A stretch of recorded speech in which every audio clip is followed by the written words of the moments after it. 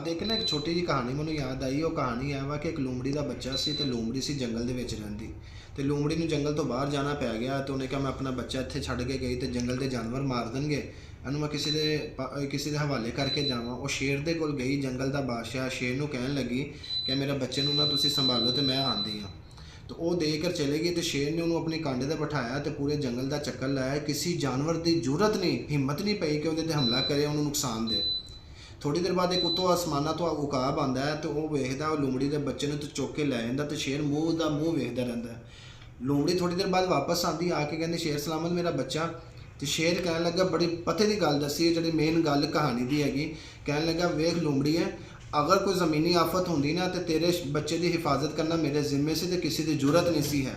यह तो कोई आसमानी आफत आई है जो तेरे बच्चे को लैके चलेगी तो आसमाना तो मेरी हुक्मरानी नहीं, मेरी हुक्मरानी तो ज़मीन पर चलती।